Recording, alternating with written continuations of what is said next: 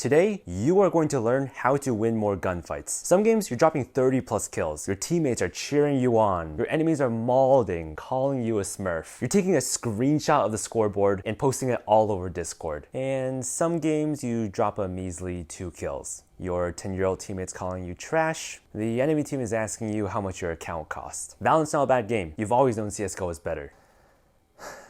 Sometimes you just feel like a coin flip.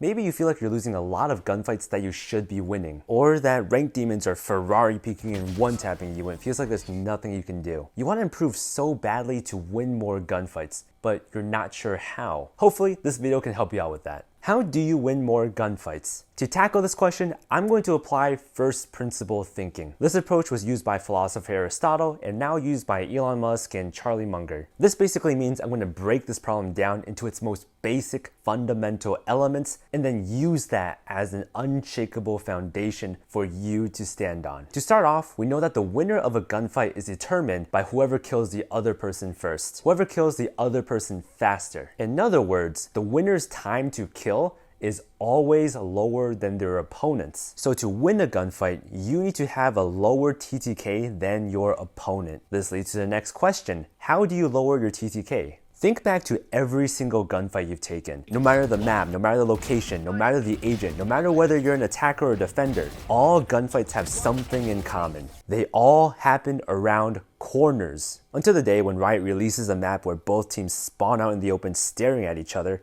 or if no one ults on you. All engagements are designed to happen around corners. Either you're holding an angle and your opponent is peeking into you, or you're the one peeking into your opponent. If we break that down, we're left with a really interesting and insightful formula. I'm going to call this the Gunfight Formula, not to be confused with GF, the more popular acronym for girlfriend, which is something that I do not have. The first part of the formula is response time. When you peek a corner, you first need to react that someone is on your screen. So that's your raw reaction time. But unlike a reaction time test, where you just wait for a color to change before clicking, Valorant is a lot more complicated. When you notice that an enemy is on your screen, your brain needs some time to process what that means and what you're going to do. In a split second, your brain might have thoughts like, do I go for the fight or duck back? Wait, that's their top fragger. Am I confident I'll win the fight? Wait, what is that? I've never seen that off angle before. It takes a little bit of extra time for your brain to comprehend what's on your screen after reacting to it. So the first part of the formula, response time, is made up of reaction time plus comprehension time. The second part of the formula is crosshair adjustment time, or the time it takes for you to accurately move your crosshair onto your target. This explains why crosshair placement is so important, because the less you need to move your crosshair for the kill, the lower your TTK will be. And lastly, the final part of the formula is weapon time to kill, or weapon TTK. This is the time it takes for your specific weapon to kill an opponent. The most obvious example is that an op will kill someone a lot faster than a classic will. To win gunfights, your overall TTK needs to be lower than your opponent's. Now that you know the components that make up TTK, the once foggy path in front of you is hopefully a little bit more clear. Dive into each component of the formula and ask yourself, how can I improve this aspect of TTK? Studies have shown that you learn more if you're more actively engaged with the topic. So instead of me giving you all the answers on how to optimize a formula, well, I don't really have all the answers either. I want you to take some time to think for yourself. With the formula in mind, brainstorm actionable steps you can take today to improve your gameplay. Trust me, if you do this work right now, the insights that you'll gain will last a lot longer than if someone else were to give you the answers. But if you don't know where to begin, don't worry. I'll get you started by leaving you with one quick tip for each part of the formula. Reaction time tip. Get 7 to 9 hours of sleep. This is one of those things that everyone knows yet still neglects.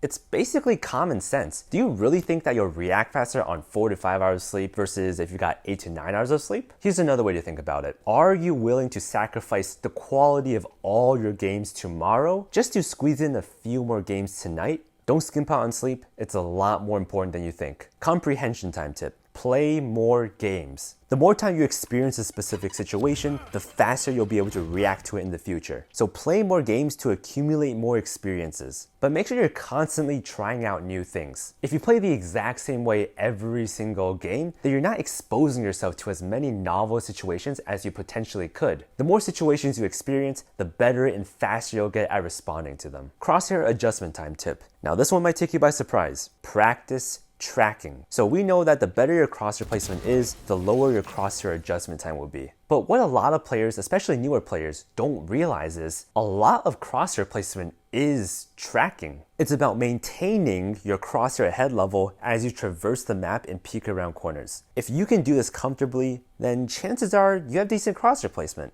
After all, I don't think I've ever seen anyone with amazing tracking, yet terrible crosshair placement. That would mean they're making a conscious effort to track the ground, which would be kind of weird, champ. If you struggle with keeping your crosshair head level, then maybe you could try improving your tracking first. Weapon TTK tip: play to your weapon's strengths. If you have a pistol, shotgun, SMG, and your opponents have rifles and ops, you want to make sure you're taking close range fights and avoiding long range fights. Like a shotgun in U-Haul or hookah has the potential to have as low of a TTK as an op. But if you take a shotgun to a B long fight against a rifle, well, let's just say that your chances of winning that will be higher with a classic.